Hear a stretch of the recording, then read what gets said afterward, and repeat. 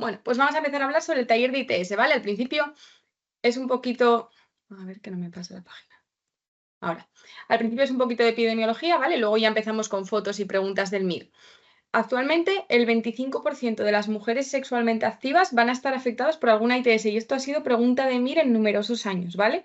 De ellas, un 25% corresponden a la vulvovaginitis.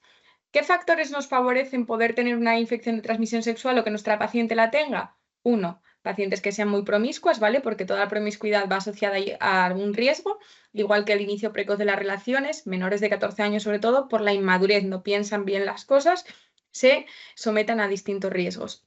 Que no utilicen anticoncepción de barrera, ¿vale? Que no utilicen los preservativos.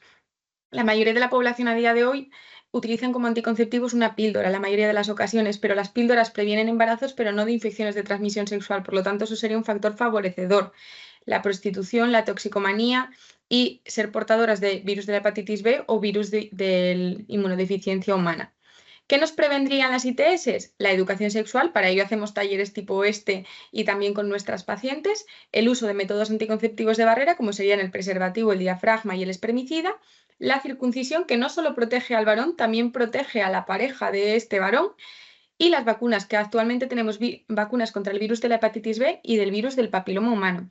También los antibióticos poscoitales o sobre todo tras un abuso sexual, ¿vale? Muchas veces las pacientes nos vienen a urgencias porque han sufrido un abuso, desgraciadamente, y nosotros podemos darles unos antibióticos profilácticos para que no se infecten. Vamos a comenzar hablando de las ITS bacterianas, ¿vale? Luego hablaremos de las víricas y por último de las vulvovaginitis, que no todas son infecciones de transmisión sexual, pero muchas de ellas sí, ¿vale?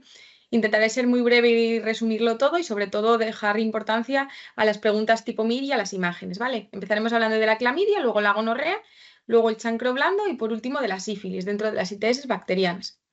Empezamos por la clamidia trachomatis. Es la ITS bacteriana más prevalente en nuestro medio y esto también ha sido pregunta de MIR, aunque parezca así muy sencillo, ha sido pregunta de MIR.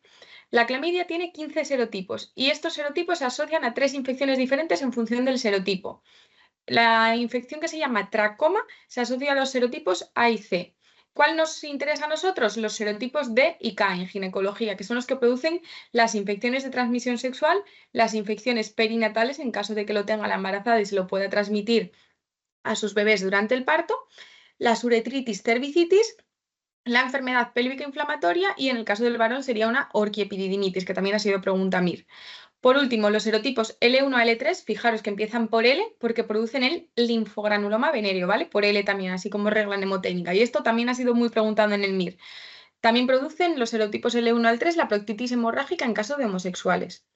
La clamidia trachomatis sería esto que veis aquí en esta imagen. Esto es una imagen de un cuello uterino visto a través de un espéculo ginecológico, ¿vale? Eso que veis así más redondito al fondo es el cuello uterino y de él sale esa secreción purulenta, leucorrea, blanquecina, que es lo que nos indicaría que podría ser una infección por clamidia.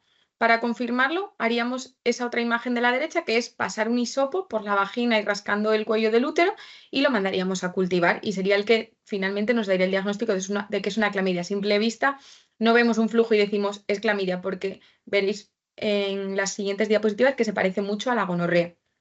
¿Qué clínica nos puede dar la clamidia? La más frecuente, que las pacientes sean asintomáticas. Le hacemos un cultivo porque vemos el flujo raro y de repente, oh sorpresa, sale la clamidia.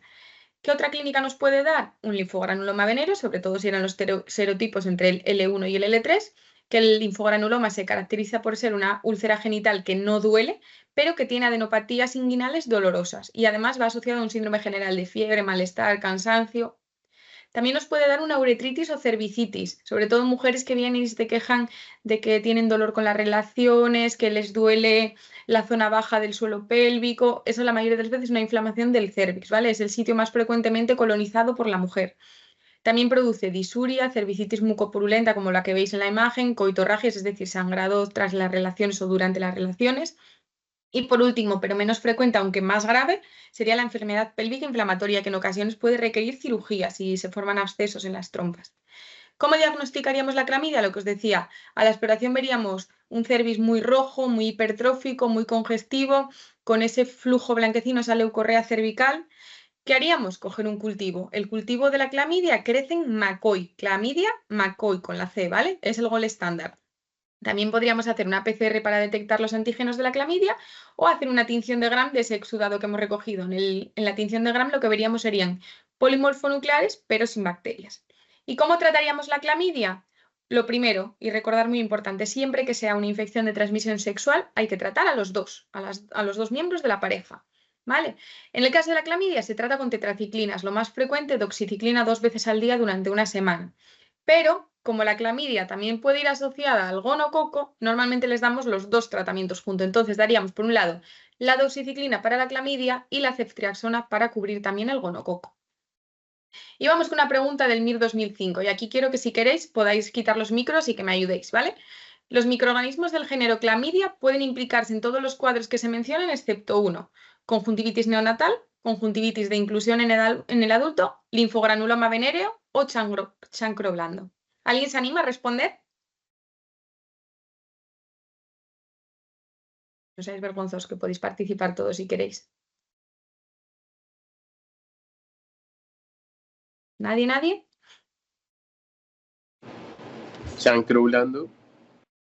Muy bien, el chancro blando, ¿vale? Ya veremos a posteriori que el chancro blando lo produce Haemophilus ducreyi, ¿vale? Todo lo otro lo produce la clamidia. Recordad que eran 15 serotipos que podían cada serotipo producir distintos tipos de enfermedades. Y vamos a hablar de la gonorrea. La gonorrea está producida por un diplococo gram negativo, importante, ¿vale? Porque también ha sido pregunta del MIR, que se llama Neisseria gonorrhoeae. Lo más frecuente es que las mujeres no se enteren de que la tienen, que sean portadoras asintomáticas. La gonorrea además tiene una incidencia mayor en hombres, pero una prevalencia mayor en mujeres. Y es muy grave, o puede llegar a ser muy grave, porque deja secuelas como puede ser una esterilidad. La mujer ha tenido una gonorrea en su vida joven y de repente se plantea formar una familia, se plantea tener hijos, no se queda embarazada. Vamos a analizar por qué y vemos que tiene una esterilidad. La esterilidad probablemente la adquirió en su juventud cuando se infectó de la gonorrea. Además, es factor de riesgo para tener gonorrea que la mujer ya tenga VIH, ¿vale? Incrementa el riesgo de adquirirlo y de transmitirlo. La gonorrea es muy, muy contagiosa, ¿vale? Hay un 30% de infecciones tras un coito desprotegido con una persona que tenga gonorrea, así que por eso es muy importante lo del doble método, que utilicen preservativo siempre, aunque tomen la píldora, o si no, al menos que utilicen un preservativo como anticonceptivo, de método barrera directamente. La gonorrea. Como veis, no hay mucha diferencia con la clamidia. Veis que el cuello del útero es similar, con un flujo así blanquecino similar. Por eso lo que os decía, lo terminamos diferenciando cuando hacemos el cultivo. A simple vista es muy difícil ver un cuello y un flujo y decir, ¿es gonorrea, es clamidia? Es muy difícil. Normalmente necesitamos el cultivo y por eso tratamos las dos cosas cuando vemos esta sospecha clínica. ¿Qué tipos de clínica puede ser? La más frecuente, igual que la clamidia, asintomática. Le hacemos un cultivo por el flujo porque nos llama la atención cualquier cosa y canta el cultivo y nos da positivo en gonorrea. ¿Qué puede ser otro tipo de clínica? La gonorrea localizada, ¿vale? Que esta ha sido preguntada en el MIR. Es una cervicitis, un cuello del útero inflamado, con leucorrea, un flujo blanquecino y un exudado mucopurulento, que sangra al contacto. Suelen ser cuellos muy friables, muy sanguinolentos al tocarlos. También nos puede producir una uretritis con polaquiuria y disuria o una bartolinitis unilateral, ¿vale? También, al igual que la clamidia, nos puede producir una enfermedad pélvica inflamatoria, pero también hemos dicho que podía tener formas graves como la esterilidad, pero también puede diseminarse y producir una infección diseminada, sobre todo en el posparto o tras la menstruación. Y luego, importante, puede afectar también a los bebés. Una gonococia durante la gestación puede producir una corionianitis, que es una infección del líquido amniótico, una bolsa rota prematura del bebé o un nacimiento prematuro. ¿Cómo se diagnostica la gonorrea? A la exploración física no nos llama mucho la atención, es un flujo inodoro blanco amarillento. Pero cuando hacemos el exudado endocervical, lo de coger el bastoncillo igual que con la clamidia, vemos diplococos gram negativos intracelulares, que esto es muy característico de la gonorrea. Y el cultivo es Thayer Martin. Recordad que con la clamidia era Macol, aquí es Thayer Martin. ¿Cómo lo trataríamos? Con la ceftriaxona en dosis única. Recordad, con la clamidia cubríamos las dos cosas, pues aquí igual que con la clamidia, ¿vale? Aquí también habría que asociar antibióticos para ella, entonces le asociaríamos la doxiciclina, pero el gonococo se trataría con la ceftriaxona. Y al ser una ITS, importante también tratar la pareja sexual. Así que como concepto Repemir ha caído muchísimos, muchísimos años en el MIR. El tratamiento empírico que daríamos ante una eretritis, como no vamos a saber si es de una clamidia o de un gonococo cuando lo veamos, tenemos que tratar las dos cosas. Ceftriaxona por si es el gonococo, más doxiciclina 7 días por si es la clamidia, ¿vale? La doxiciclina también se puede sustituir por acitromicina en monodosis, sobre todo si vemos que son mujeres poco cumplidoras del tratamiento. Así que, como resumen, la endocervicitis es la forma de presentación clínica más frecuente en la mujer para clamidia y gonococo. Son prácticamente imposibles de distinguir por la exploración física. Siempre necesitamos el cultivo, ¿vale? Entonces tratamos las dos hasta que se demuestre lo contrario. Vamos a recordar un poco la comparativa entre ambas. La etiología, la clamidia es Clamidia trachomatis, la gonorrea es Neisseria gonorrheae. ¿Qué enfermedades nos produce la clamidia? En función del serotipo, de la A a la C del tracoma, de la D a la K en la que nos interesa en ginecología, que es la enfermedad pélvica inflamatoria y la uretritis, y la L1 a 3 con L del linfogranuloma venéreo, ¿vale? El gonococo la mayoría de las veces es asintomático u oligoasintomático y si nos da síntomas ya sería una enfermedad pélvica, una diseminación general o en el embarazo que nos haga alguna complicación. El gonococo no cursa con úlceras, pero la clamidia sí que nos da una úlcera indolora, en el caso del linfogranuloma venéreo, con una adenopatía dolorosa, ¿vale? La úlcera no duele, la adenopatía sí. Los cultivos, hemos dicho que clamidia en McCoy y gonococo en Thayer-Martin, y la clamidia también podríamos hacer una tinción de Gram para ver los polimorfonucleares sin bacterias. El tratamiento, en ambas se tratan las dos. Para la clamidia tratamos con tetraciclina, para el gonococo con ceftriaxona, pero se añade el contrario, por si acaso no lo estamos diagnosticando bien. Y pregunta MIR 2004, aquí os tocaba participar otra vez. Un varón de 30 años de edad, sexualmente activo, que presenta disuria y secreción uretral purulenta. En la tinción de esta última se observan diplococos gram negativos intracelulares. ¿Cuál cree que sería el tratamiento de elección? Penicilina, doxicilina, acitromicina o ceftriaxona. Esta es muy fácil, nos están hablando de un gonococo. ¿Qué hemos dicho que tratamos el gonococo con qué? Dos. Ceftriaxona. La ceftriaxona, efectivamente. La doxiciclina sería si fuese una clamidia, ¿vale? Y sería lo que habría que añadir directamente si fuese una clamidia. Pero aquí ya nos están diciendo que hay diplococos, ya nos están diciendo claramente que es una gonorrea. Por lo tanto, la ceftriaxona. Y aquí, al tener el cultivo, no haría falta añadir la doxiciclina, ¿vale? La doxiciclina la añadimos solo si no sabemos si es una clamidia o un gonococo. Pero al decirnos diplococos, ya sabemos seguro que es una gonorrea.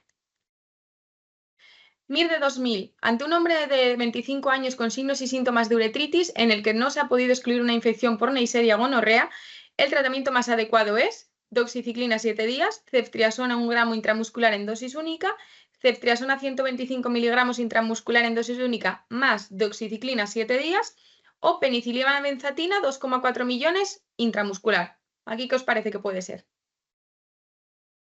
Recordad que dice que no se ha podido excluir.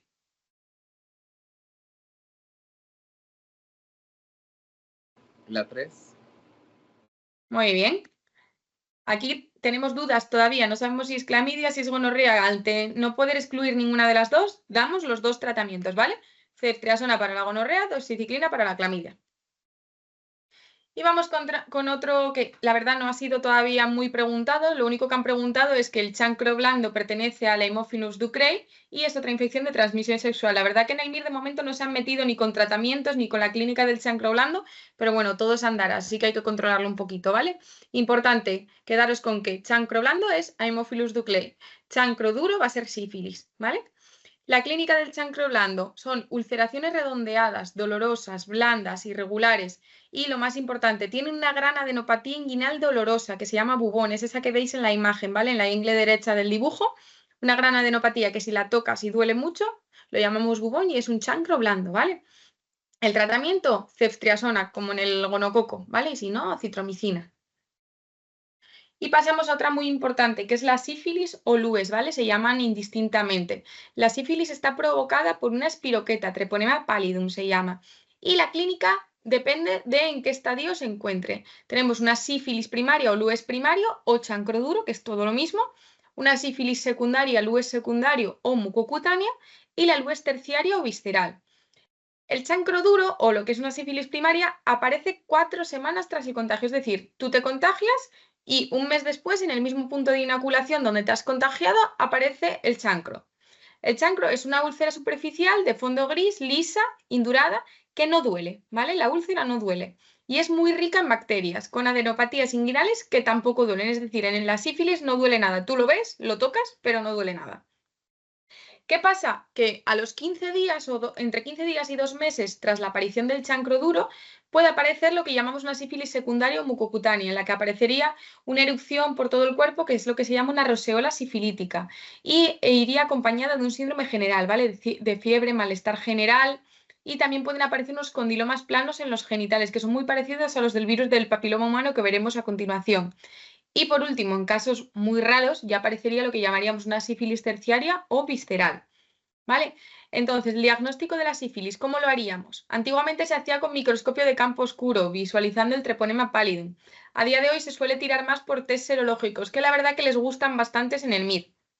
Los test serológicos pueden ser de dos maneras, reagínicos o treponémicos. Y aquí vienen otra vez las reglas mnemotécnicas, ¿vale? Los reagínicos, la R, son los RPR y los VDLR, que son los no treponémicos. Estos test nos sirven para el screening y para el control post-tratamiento. Son muy sensibles y poco específicos, es decir, nos pueden dar falsos positivos, ¿vale? Muy importante, nos pueden dar falsos positivos. Los títulos de anticuerpo van a disminuir tras el tratamiento de los test reagínicos, al contrario que los treponémicos, los de la T, el FTA y el TPI, lleva todo T, que estos son de confirmación. Estos solo aparecen durante la enfermedad. Luego se quedan positivos, no se negativizan. Aunque hayamos tratado, aunque haya desaparecido la sífilis, los treponémicos van a quedar positivos siempre, ¿vale? ¿Y con qué trataríamos la sífilis? Con penicilina, penicilina G benzatina en dosis única, 2,4 millones de unidades. Y esto ha sido muy preguntado en el MIR también, ¿vale? Tratamiento de la sífilis, penicilina. Aquí veríais lo que sería un chancro duro, ¿vale? Lo que sería de la sífilis, una úlcera de la sífilis primaria. Veis que es en la horquilla vulvar posterior, una úlcera superficial de fondo gris, lisa, que si le hiciésemos un cultivo sería muy rica en bacterias. Y si tocásemos las ingles de la paciente, tendría también adenopatías reactivas a tener ahí una infección, pero que tampoco le duelen a la señora si se las tocamos. Y aquí veríais a través de un espéculo el cuello del útero, y si veis en el labio superior del cérvix hay otra pequeña úlcera blanquecina, circuncidada en tono más eritematoso, que eso es una úlcera de otra sífilis primaria, otro chancro duro, ¿vale? Pero en este caso, en vez de estar en los genitales, estaría en los genitales internos, en el cuello del útero. Así que vamos a hacer una comparativa un poco entre chancro duro y chancro blando, ¿vale? Chancro duro es con el lues, es la sífilis primaria del lues. El chancro blando es el Haemophilus ducreyi, es un cofactor del VIH. ¿Qué enfermedades nos produce el lues? Hemos dicho que nos produce la sífilis primaria, que es el chancro duro, la sífilis secundaria, que es cuando ya afecta a la piel, y la sífilis terciaria afectaría a otros órganos. El chancro blando solo produce el chancro, solo produce esa úlcera y se quedaría así. Las úlceras del lues sería una úlcera indolora con una adenopatía indolora, es decir, en la sífilis no duele nada. En el chancro blando duelen las dos cosas, duele tanto la úlcera y duele la adenopatía. En la sífilis, ¿cómo lo diagnosticamos? Con el microscopio de campo oscuro o con las serologías, con las pruebas treponémicas o las reagínicas o no treponémicas. Y en el chancro blando, simplemente por la clínica, es tan raro que casi nunca se ve.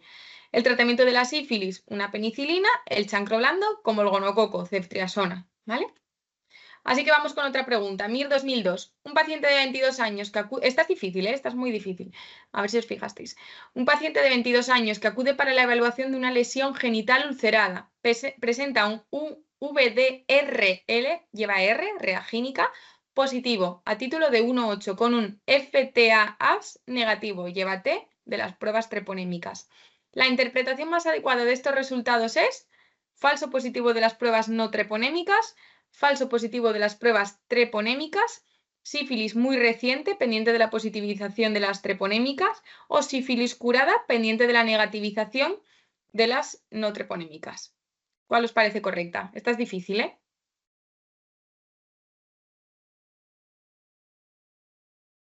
¿Alguien se atreve?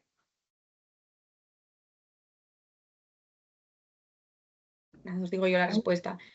Es un falso positivo de las no treponémicas, ¿vale? Hemos dicho que son muy sensibles pero poco específicas, nos pueden dar falsos positivos, ¿vale? Aquí se activó, se positivizó una prueba no treponémica, pero nunca hemos llegado a tener pruebas treponémicas, ¿vale? Entonces el resto de las opciones serían falsas. Y esta es más fácil, esta ya la tenéis que saber. En relación a la sífilis, señale la correcta. La lues secundaria cursa excepcionalmente con manifestaciones cutáneas, excepcionalmente.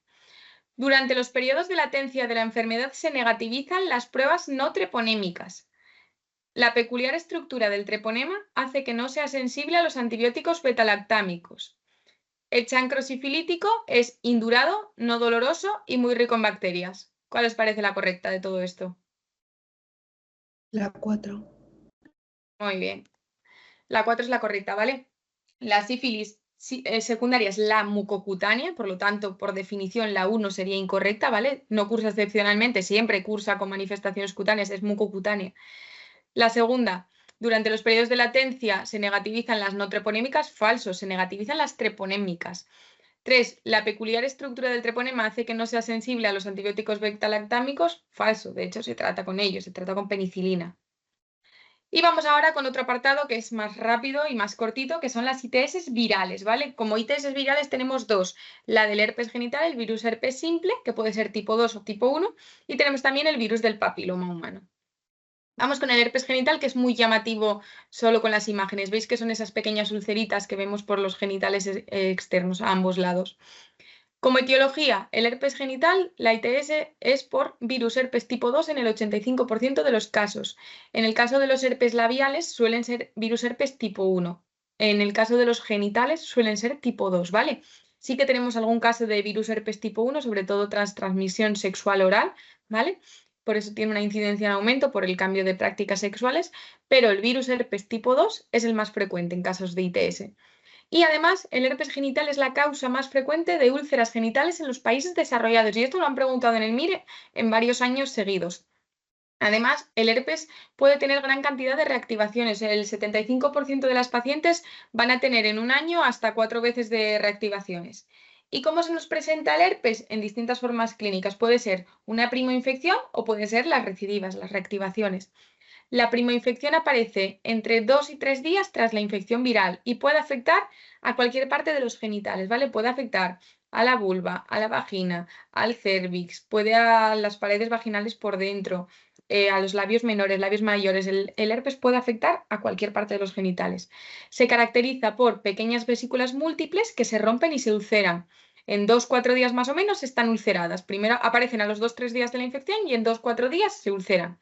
Son muy, muy dolorosas. La paciente te viene doblada de dolor. Se produce un dolor muy intenso y adenopatías reactivas en las ingles, ¿vale? En adenopatías regionales.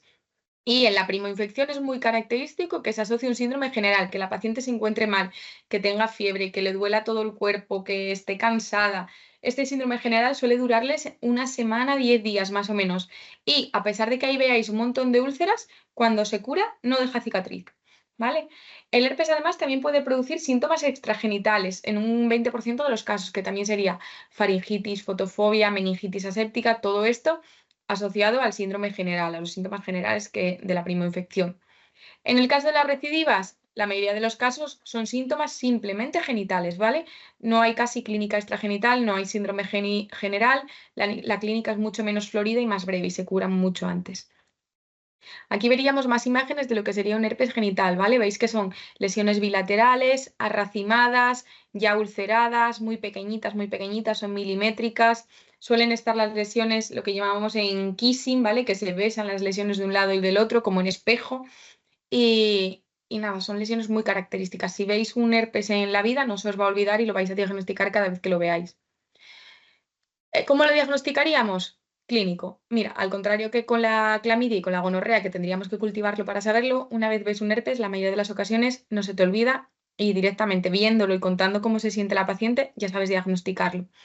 Para confirmarlo tendríamos las serologías, que es más cara y lenta y puede dar falsos positivos, o lo más típico que se hace una citología, la prueba de Zank, ¿vale? Sería ver células gigantes multinucleadas en la citología.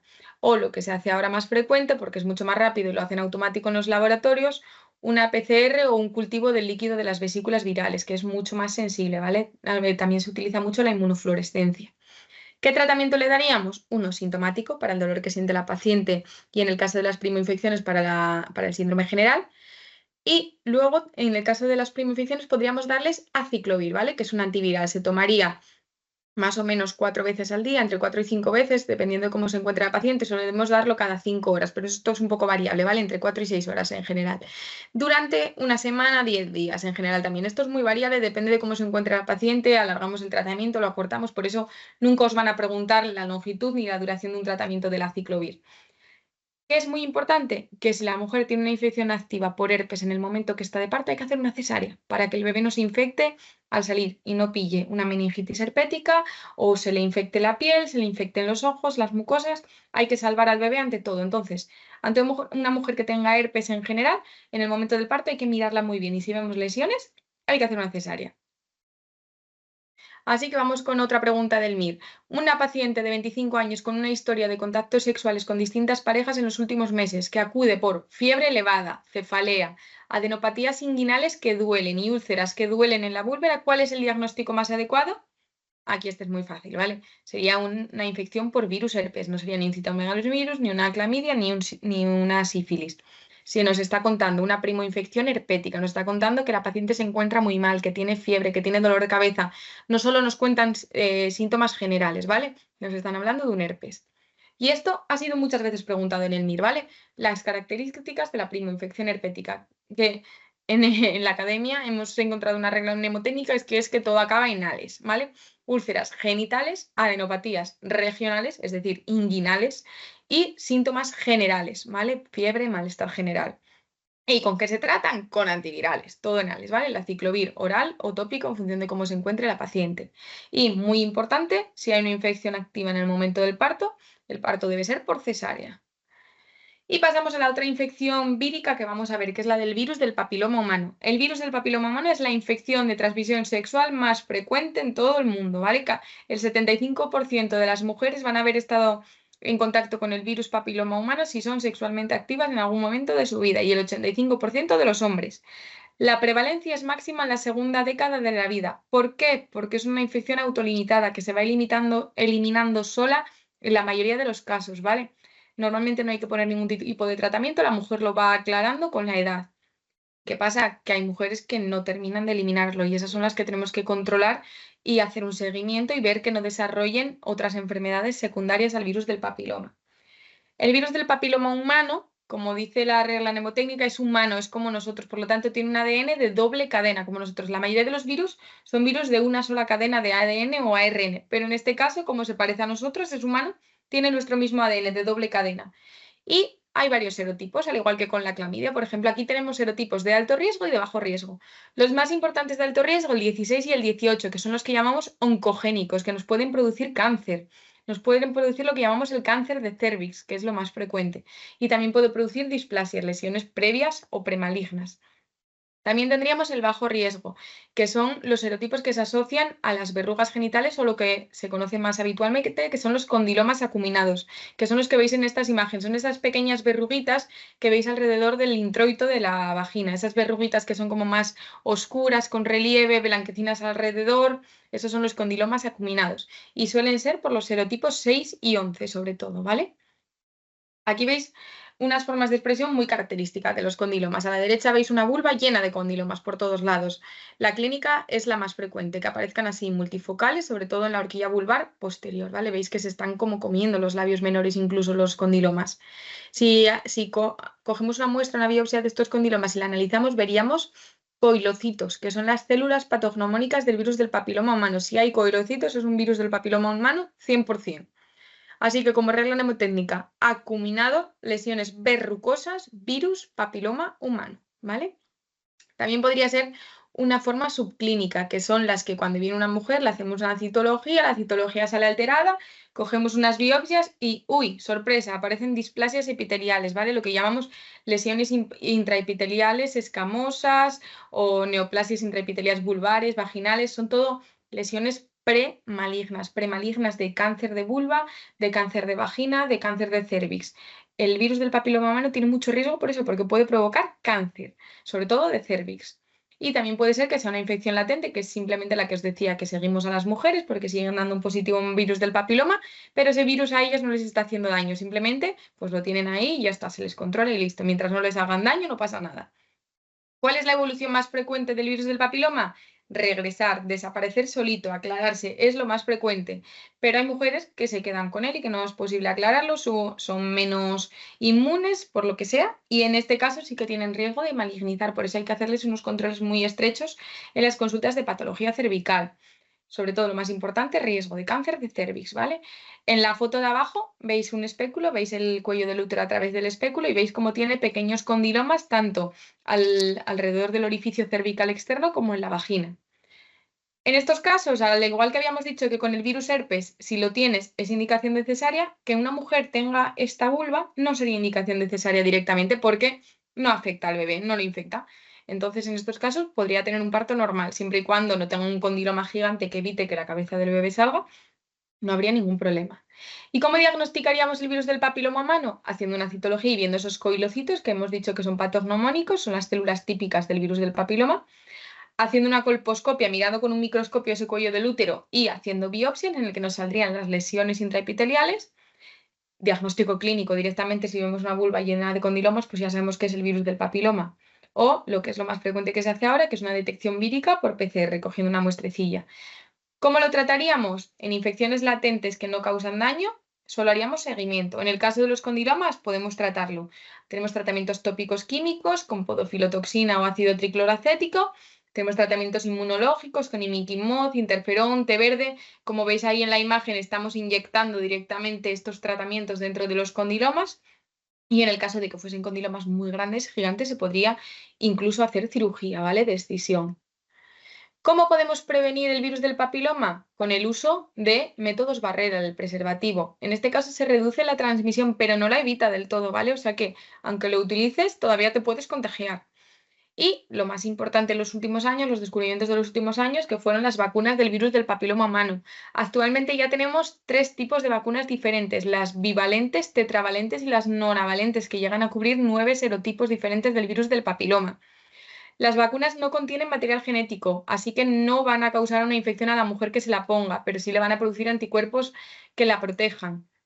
Tiene eficacia demostrada para la prevención de lesiones tipo CIN2 y 3, que son las neoplasias intraepiteliales cervicales, que son las precursoras del cáncer de cervix, ¿vale? Entonces sí que nos prevendría un cáncer de cervix.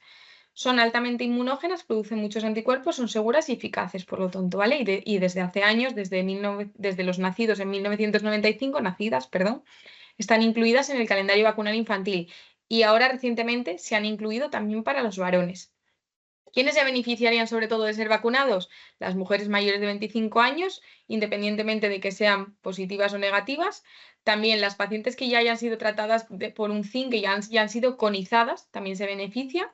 Y también se recomienda vacunar hasta los 26 años a los pacientes portadores de VIH, sean hombres o mujeres, a las mujeres con enfermedad inflamatoria intestinal, a los hombres homosexuales y a las mujeres trasplantadas de órgano sólido o progenitores hematopoyéticos.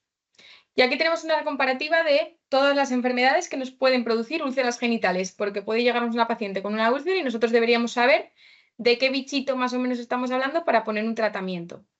En el caso del sífilis está causado, o el LUES, está causado por el treponema pallidum, acordaros que era una espiroqueta, nos produce una úlcera indolora e indurada. Y la adenopatía tampoco duele, no duele ni la úlcera ni la adenopatía. Y lo tratábamos con penicilina G, en dosis única. El chancro blando, causado por el Haemophilus ducreyi, era otra de las bacterianas. Produce úlceras múltiples dolorosas y una gran adenopatía o bubón doloroso. En el caso del chancro blando duele todo. Sífilis no duele nada, chancro blando duele todo. Y lo tratábamos con la ceftriaxona, al igual que la gonorrea. El linfogranuloma venéreo estaba causado por la clamidia, sobre todo por los serotipos entre L1 y L3, y era el que producía una úlcera indolora con una adenopatía dolorosa. Y se trataba con tetraciclinas.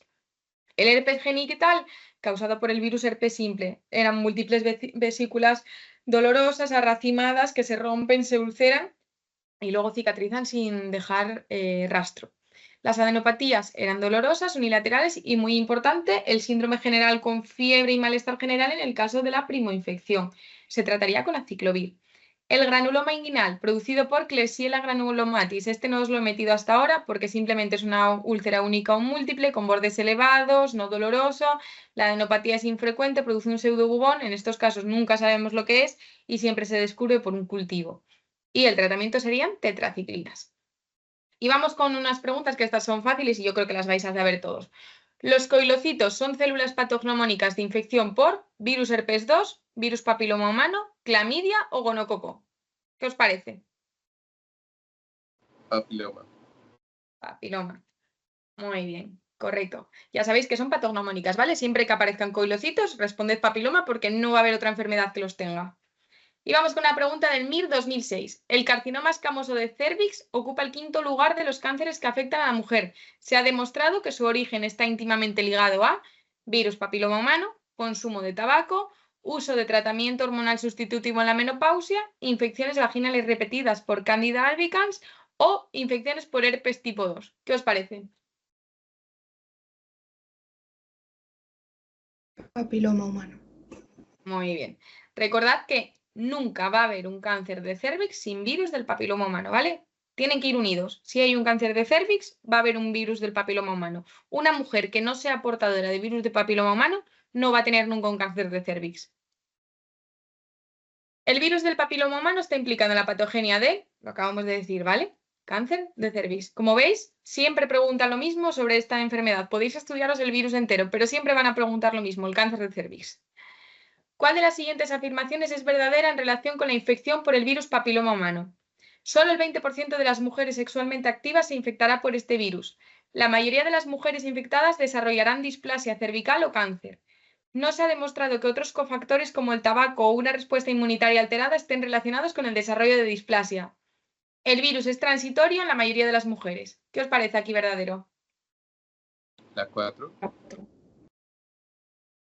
Muy bien, el virus es transitorio en la mayoría de las mujeres. Ay, perdón.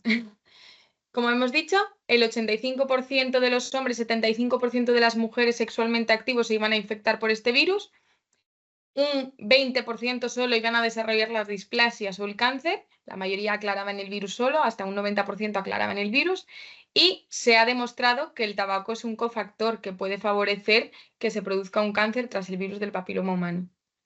Y vamos con el último apartado, que serían las vulvovaginitis, ¿vale? Aquí vamos a hablar de la vaginosis bacteriana, de la candidiasis y de la tricomoniasis. Las dos primeras no son una ITS, pero está bien hablar de ellas si las vamos a comparar con la tricomoniasis, que sí que es una ITS.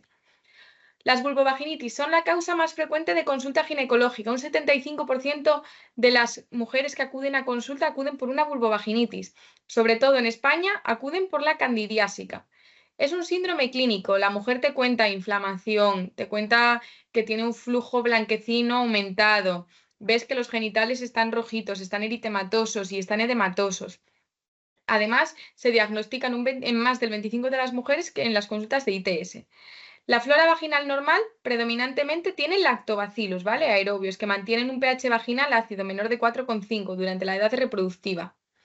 Entonces, ¿qué sería una vaginosis bacteriana? Como hemos dicho, no es una ITS, es simplemente una enfermedad polimicrobiana, frecuentemente causada por Gardnerella vaginalis, sobre todo, pero es polimicrobiana. Se provoca por una alteración en el ecosistema bacteriano de la vagina y empiezan a crecer más las bacterias anaerobias que los lactobacillus que tenemos en la vagina, pero no es una infección de transmisión sexual. ¿Qué clínica nos daría? En la mayoría de los casos asintomáticos. Nos dará un flujo blanco, grisáceo, maloliente, pero es muy característico cuando la mujer nos cuenta que el flujo le huele como a pescado, ¿vale? Sobre todo tras las relaciones sexuales. No es una infección que produce inflamación, por lo tanto no va a picar, no va a producir alteración al hacer pis, no va a doler con las relaciones, porque no se produce una inflamación, simplemente es una alteración en el ecosistema, no es una infección con inflamación, ¿vale? Entonces veremos que todo lo característico de las infecciones no lo va a haber, ni pica, ni duele, ni molesta, simplemente vemos el flujo alterado. ¿Cómo lo diagnosticaríamos? Con los criterios de Amsel, tendría que cumplir 3 de 4 la mujer. Tendríamos que ver una leucorrea homogénea como la que vemos ahí. La imagen de la derecha se ve un poquito peor porque está el cuello del útero un poco torcido, pero veis que es un flujo así como medio transparente, como un poquito denso, pero que tampoco te llama mucho la atención. Pero si le echásemos a ese flujo un poquito de hidróxido potásico, que es lo que se llama el test de Whiff, veríamos el hedor a aminas, ¿vale? Lo típico que te cuenta la señora de que le huele a pescado. Si lo miramos al microscopio, ese cultivo, veríamos las células clave, ¿vale? Que son típicas de la vaginosis. Así como hablábamos ahora de que los coilocitos son del virus del papiloma, las células clave son de la vaginosis bacteriana. Y al alterarse el ecosistema bacteriano, ya no tenemos un pH vaginal ácido, sino que pasaríamos a tener uno básico, ¿vale? Tendríamos un pH mayor de 4,5.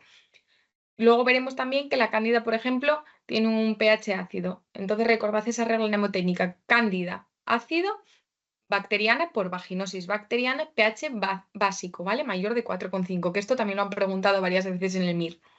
El tratamiento de la vaginosis bacteriana solo se trataría en caso de personas que acudan con clínica. Si lo encontramos de casualidad, no lo tratamos porque la mujer con sus propios lactobacillus va a volver a generar su ecosistema, pero en el caso de que estén embarazadas o que se vayan a someter a una cirugía ginecológica, sí que las tratamos también para evitar ascensos de las bacterias hacia el útero o que provoquen una enfermedad pélvica inflamatoria.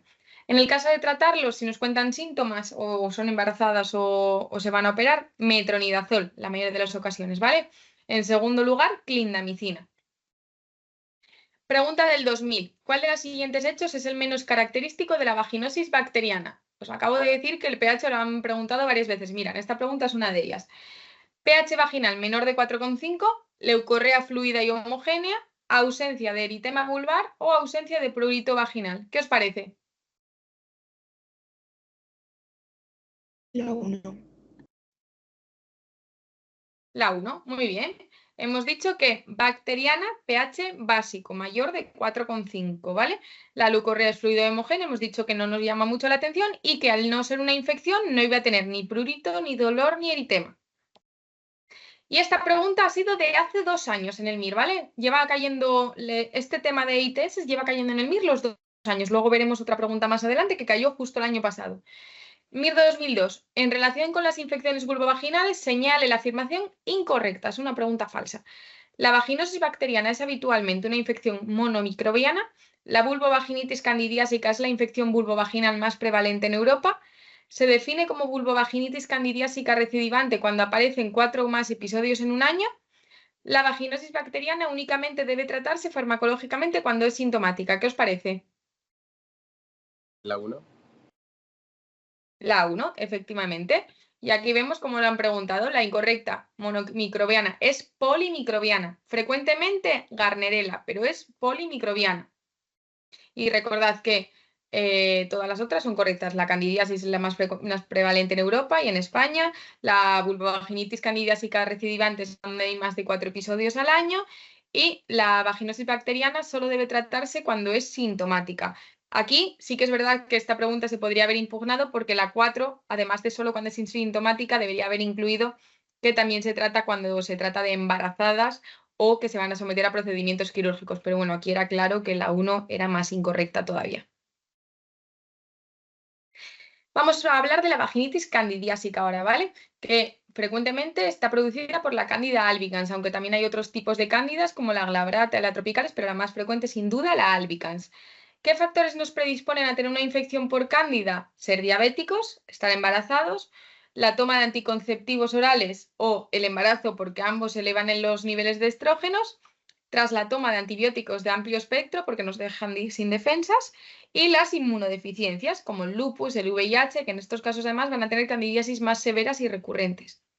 ¿Cómo se presenta la candidiasis? Con mucho picor. La paciente viene porque le pican los genitales, ¿vale? Tiene un prurito muy intenso y además expulsa un flujo blanquecino como yogur, una leucorrea grumosa, adherente, que si le ponemos el espéculo vemos que se pega a las paredes vaginales, se pega al cuello del útero y que además le molesta cuando va al baño a orinar o cuando tiene relaciones, le da dispareunia y disuria.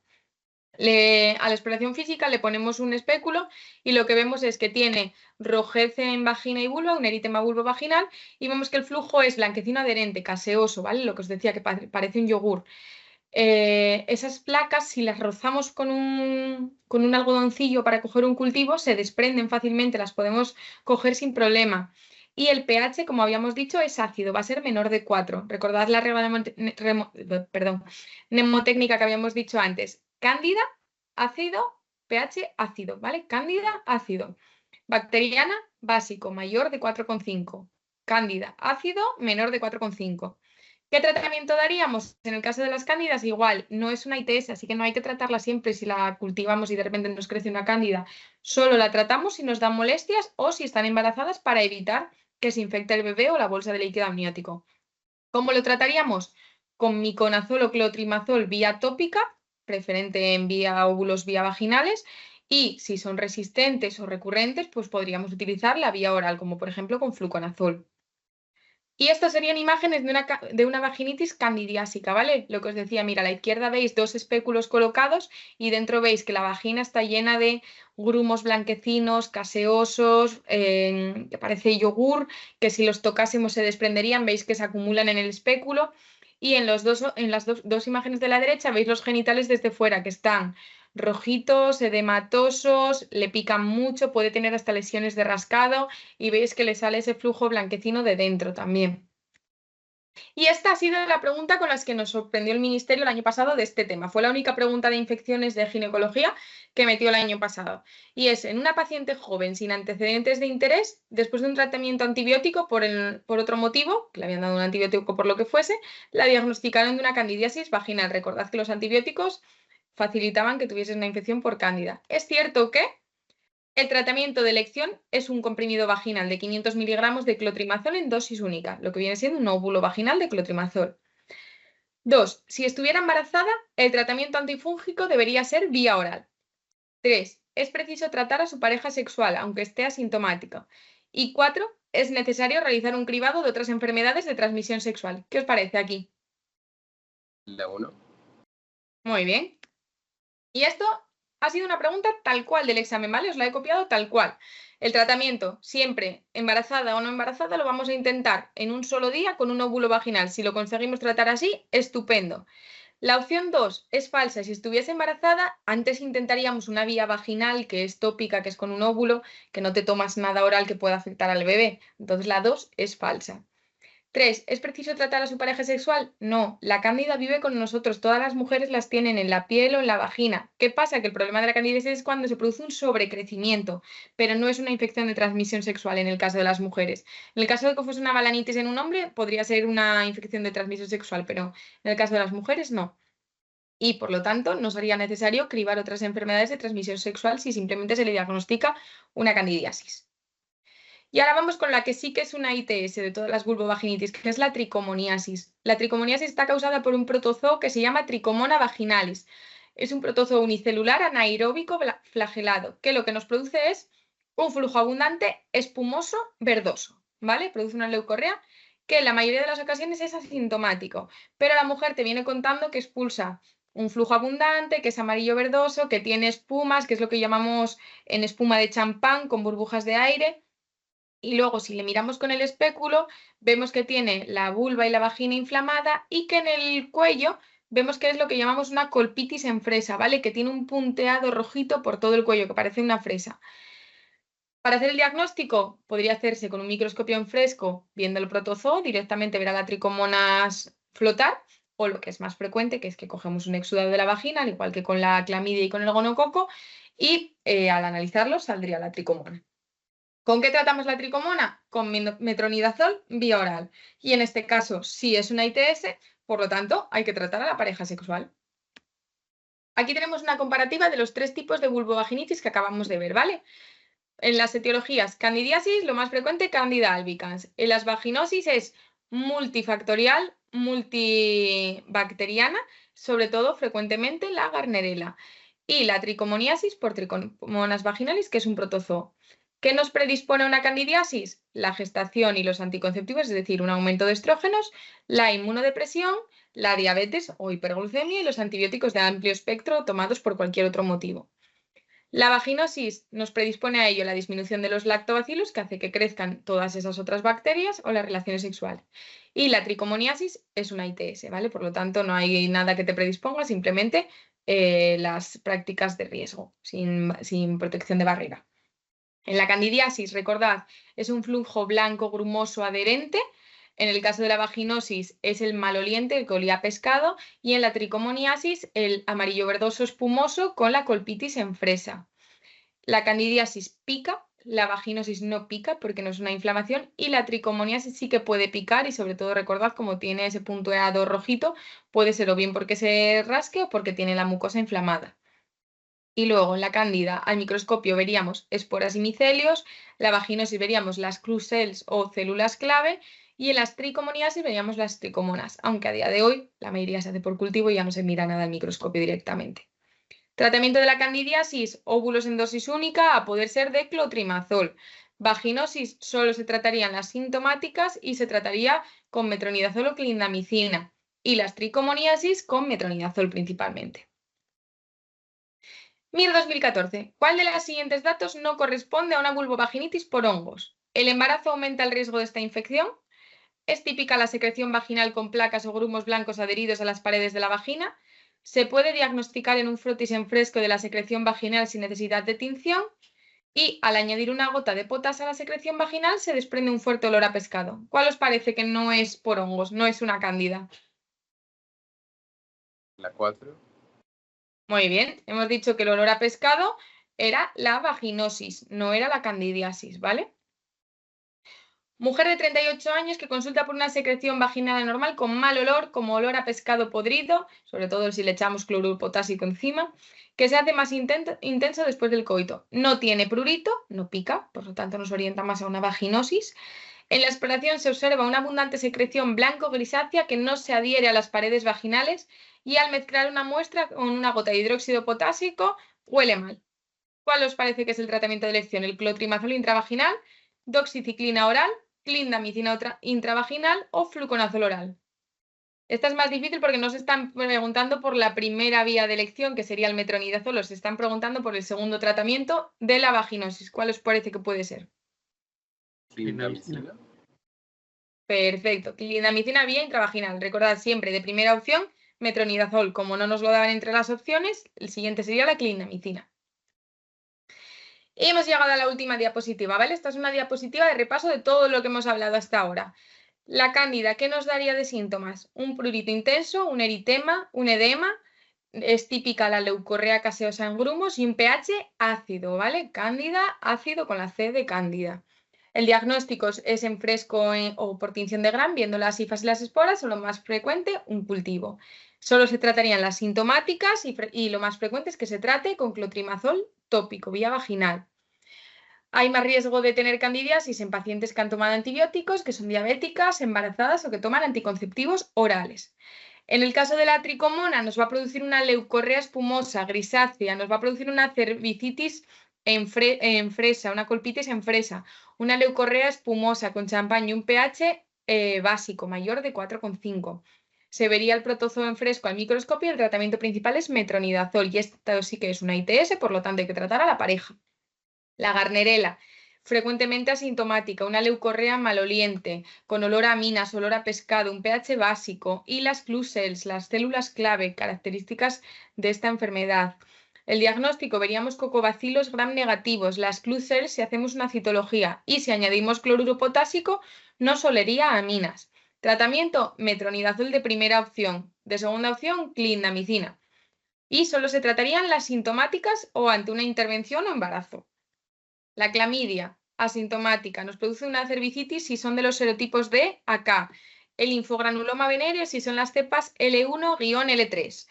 Se diagnosticaría por inmunofluorescencia directa, haciendo un cultivo de la vagina o por serologías. Y el tratamiento de la clamidia serían tetraciclinas, en general doxiciclina. También se podría dar acitromicina en dosis única, recordad. Y normalmente asociamos ceftriaxona para cumplir también el gonococo porque normalmente no lo podemos diferenciar a priori y ya así ya la vamos tratando. El micoplasma sería asintomático, produce una leucorrea que no pica, se diagnostica por un cultivo y lo trataríamos con tetraciclinas. El micoplasma nunca lo diagnosticamos salvo que nos salga en el cultivo, no tiene nada característico. El herpes nos produciría una vulvovaginitis con vesículas muy pequeñitas, arracimadas, múltiples, muy dolorosas y un síndrome general, sobre todo en la primoinfección. Recordad que tenía esa fiebre y ese malestar general. Puede tener también adenopatías locales y vesículas que se ulceran y cicatrizan sin dejar rastro. El diagnóstico frecuentemente clínico, una vez que ves uno no se te olvida, pero también podríamos hacer una inmunofluorescencia, un cultivo y el tratamiento sería con aciclovir. Es una infección de transmisión sexual y en caso de que la paciente lo tenga activo en el momento del parto habría que hacer una cesárea. El virus del papiloma humano es asintomático o nos puede dar los condilomas acuminados. los típicos condilomas, si los biopsiamos, vamos a ver que tiene coilocitos en la citología, ¿vale? Y también se puede diagnosticar por PCR, el virus del papiloma. ¿Con qué lo trataríamos? Con podofilotoxina o con coagulación de los condilomas. Y, muy importante, virus del papiloma humano, relación con cáncer cervical y vulvar. Y esto ha sido todo el repaso de las infecciones de transmisión sexual. Ahora os toca a vosotros. Si tenéis alguna duda, decidme, ¿vale? Bueno, pues si no tenéis más dudas, podemos cerrar la sesión. Muchas gracias a todos por haber asistido y haberme escuchado este ratito.